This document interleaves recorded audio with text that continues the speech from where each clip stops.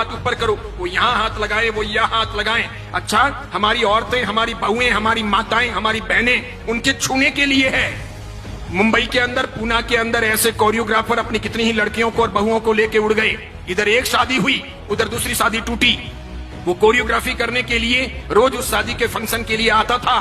महीने भर तक उन्होंने घर की महिलाओं और बहुओं को सब सिखाया।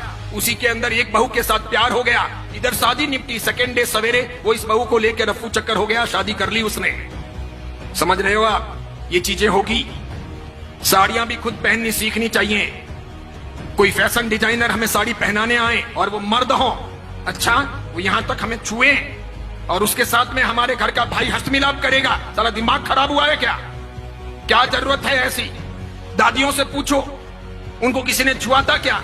मम्मियों से पूछो, किसी को छुआ था क्या? छूने दिया था क्या? अच्छी बहनों को कोल्हापुरी पहन के रखना चाहिए, तुरंत बाहर निकलना चाहिए, एक लगानी चाहिए, कम से कम 2 दांत तो बाहर आ जाने चाहिए। नहीं आते हो तो मुझे को, मैं सिखाऊंगा आपको कैसे दांत बाहर निकालने चाहिए। इसीलिए अब ये अट्ठाई, ये ओली, ये सिद्धितप, ये पालितना की यात्रा, ये नव्वाणु, ये उपध्यान तप पहले बंद हो। वो करें जिनको ये सब ना करना हो, जिनको डांडिया खेलना हो, जिनको कोरियोग्राफर को यहां सब हाथ लगवाने हो, इस प्रकार के नाच करने हो। अभी मैंने कुछ वीडियो देखे हैं जिसमें 65 साल 70 साल के दादा और दादी डांस कर रहे हैं, 70 साल के, फिर 45 साल के पापा और मम्मी वो भी डांस कर रहे हैं। किसके लिए?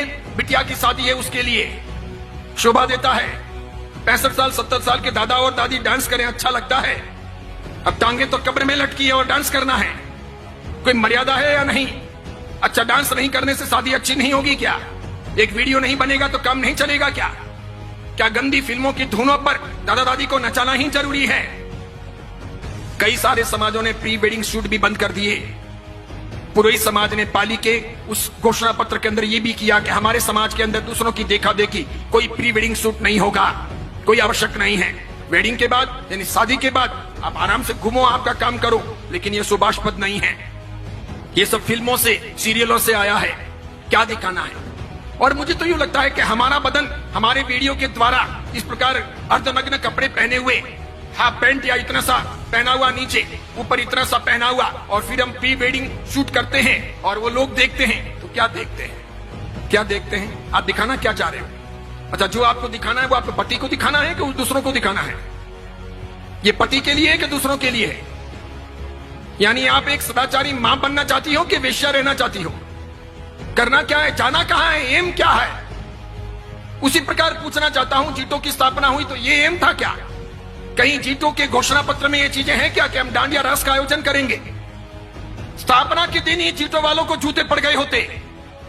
आज मेरी बात सत्य सिद्ध हो गई कि नए पद्मसागर जी महाराज ने बंदरों के हाथों में नारियल दे दिया, बिल्कुल दे दिया।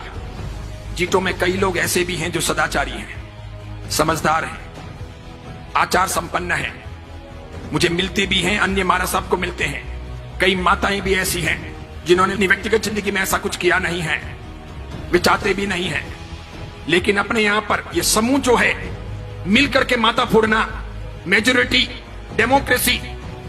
मुझे ऐसा लगता है कि जैन समाज के कुएं में किसी ने भांग डाल दी है, सबको वही पानी सप्लाई हो रहा है, इसीलिए सामूहिक पागलपन सवार है।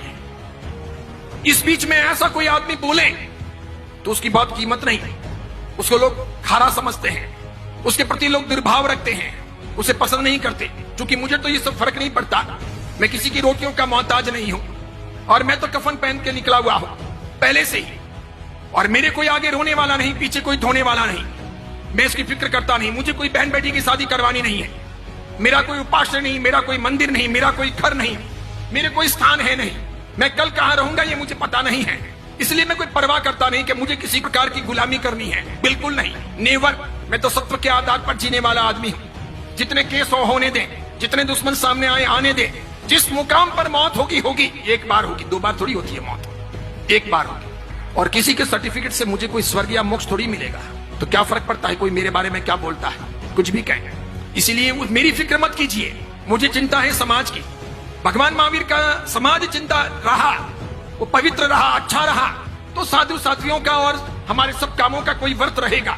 अगर भगवान महावीर का समाज ही कमजोर पड़ गया तो मेरे एक के मजबूत होने से क्या होगा? मेरे एक के जिंदा रहने या लंबी उम्र पा लेने से भी क्या होगा? मैं व्यक्तिगत सफलताओं को समाज के सामने, धर्म के सामने महत्वपूर्ण नहीं मानता। मेरी व्यक्तिगत सफलताएं कितनी भी हों, अगर वो व्यक्तिगत सफलताएं मेरे समाज के लिए, मेरे धर्म के लिए उपयोग में नहीं आती है तो मेरा जीना हराम है। फुकट की रोटियां खा करके कोई मतलब नहीं है। इसलिए मैं सोचता हूं सफलता का पहला मापदंड कि मेरा समाज सुरक्षित रहे, साफ सुथरा रहे, मेरा धर्म सुरक्षित रहे, साफ सुथरा रहे। यह आवश्यक है। आप जैसे लोगों को क्रांति करनी चाहिए, उठना चाहिए। पूरे बेंगलुरु में यह हवा फैलानी चाहिए कि डांडिया नहीं होगा, कोई जीतो, कोई जियो, कोई अन्य संस्थाओं के अंडर में नहीं होगा। उसके लिए संस्थाएं ना बने। जो लोग भी प्रयास करें आकर के मुझे कहिएगा, मैं आपके साथ में हूं, तन से, मन से, धन से, और पूरी ताकत लगाइए। और खास करके मैं मंत्र शक्ति से कहना चाहूंगा कि उठो। हमारी बहन बेटियों को, हमारी आने वाली परंपराओं को हमको भ्रष्ट नहीं बनाना है, वेश्या नहीं बनाना है। जवानी के दिन तो चले जाएंगे, उनको लोगों के सामने नहीं थिरकाना है। वो गंदे गंदे फिल्मों के गीत क्या सिखाने हैं, क्या जरूरत है, और क्या क्या होगा, और वापस रात्रि भोजन होगा। इसलिए जीतों की भलाई इसी में है कि वो समझें, वो मर्यादा में रहें, वो ऐसे काम ना करें। वो IAS IPS के लिए काम कर रहा है, वो बहुत अच्छा है, वो कीजिए। एजुकेशन के लिए, साधर्मिक भक्ति के लिए, मेडिसिन के लिए, या फिर साधु साध्वी के वैयावच यानी श्रवण आरोग्यम के लिए जो काम कर रहा है वो अच्छा है, बहुत बढ़िया है। इसके लिए वे अभिनंदन के पात्र हैं। लेकिन ये जो काम किया जा रहा है, इसमें जो लोग भी लगे हुए हैं, बस इसी में शान है कि चुपचाप पीछे हट जाएं, ना करें। इसका अंजाम अच्छा नहीं होगा। फिर ऐसा ना हो कि हमको दूसरे कोई तरीके अपनाने पड़े बंद करवाने के लिए। ऐसी चीजें मान्य नहीं होनी चाहिए।